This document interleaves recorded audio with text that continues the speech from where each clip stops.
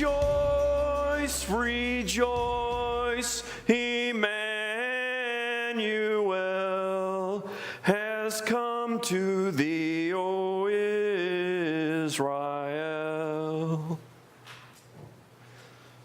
Did you pick up on that nuance? Did you? There's something wrong. I said, the singers know it, of course. I said, Emmanuel has come as opposed to shall come. Because Emmanuel has come already. And that's what this Sunday is about. This third week of Advent. We take a break from Advent as the season, and we remember the historical fact that Jesus has already come in our life.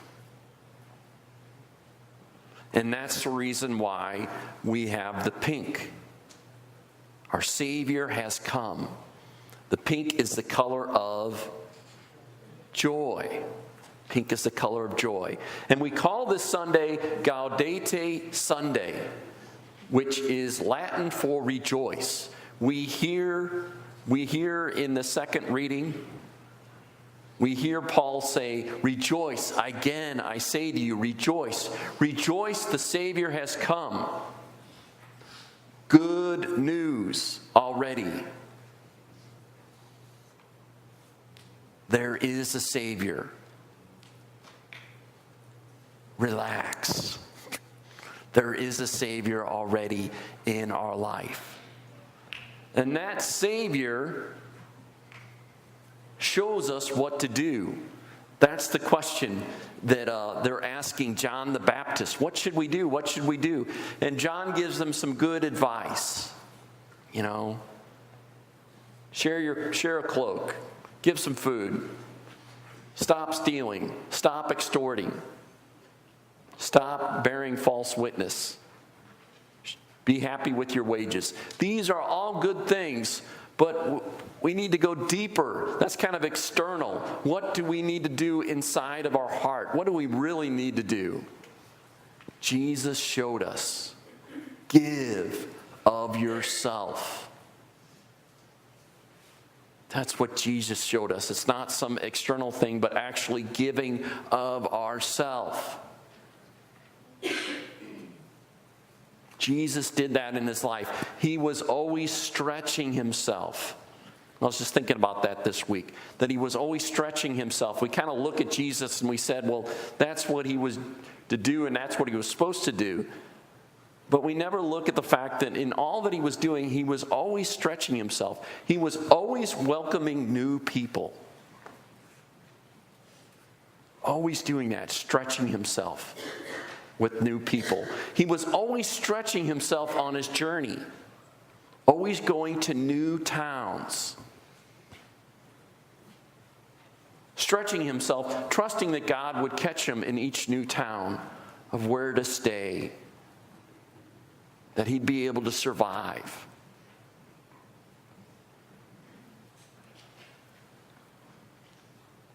Stretching himself to heal other people. Jesus shows us what to do. It's in doing those things that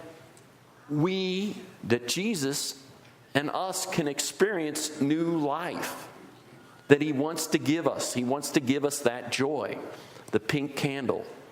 He wants to give us that joy in our life. It's only in really sharing ourselves. Yeah. So he showed us how to do that. And he is the Savior. Sometimes we put so much weight on our shoulders. We got to do this, we got to do that. I got to do this, I got to do that.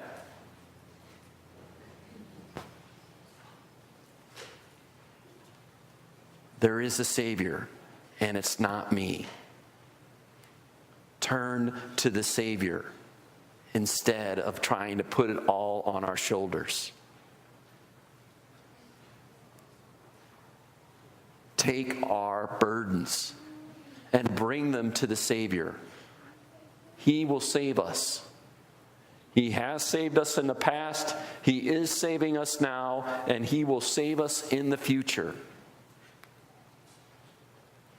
It's not about our plan. It's about the Savior's plan. Overall. And that plan is forgiveness.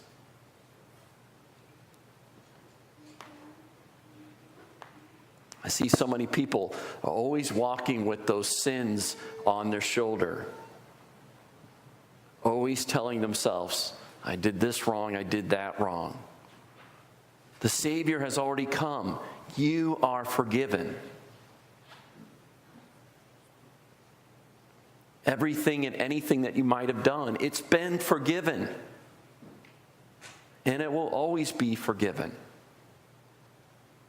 Because there is a Savior.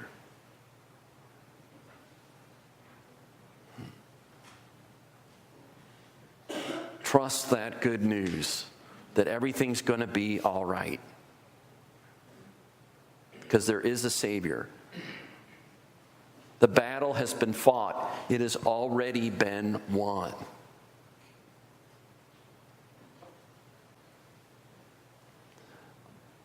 All we have to do is to surrender. That's all we have to do, is surrender to God, our Savior. So, you're really him, aren't you? You want more proof? I haven't done the pillar of salt thing in a while. That's all right, I believe you. I don't understand why you chose me. You want to change the world, son. So do I. What? Why an ark? I mean, that's like flood territory. You wouldn't do that again. You wouldn't do that. Would you do that? Let's just say that whatever I do because I love you. Well, then you have to understand that this whole building an ark thing is really not part of my plans here. I need to settle into my house. I need to make a good impression at work. What? Your plans. What are you talking? We're talking about an ark, right? I mean, an ark? An ark is huge. I don't even know where I would begin. Al, I hear that a lot. People want to change the world, don't know how to begin. You want to know how to change the world, son? One act of random kindness at a time.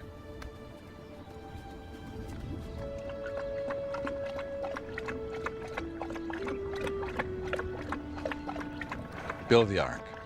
I'll tell you what, you build it, I'll fill it. And if anybody asks, tell them flood's coming. Oh, and you might need this.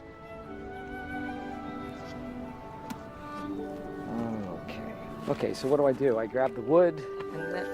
Oh, okay. You know, that's just cruel. Do you see him? I don't see him. Building an ark the old-fashioned way. God is the creator of the heavens and the earth. He lives in all things and has over 6,700,000,000 children. To put our hands into His hands, to trust Him, that He will lead us to new life, that we will give birth to Christ in our very own lives. If we do that. So many people live without a Savior. So many people. They don't know that there is a Savior already that has saved them. That we may trust in that in our life. Rejoice, rejoice, Emmanuel has has come to thee, O Israel.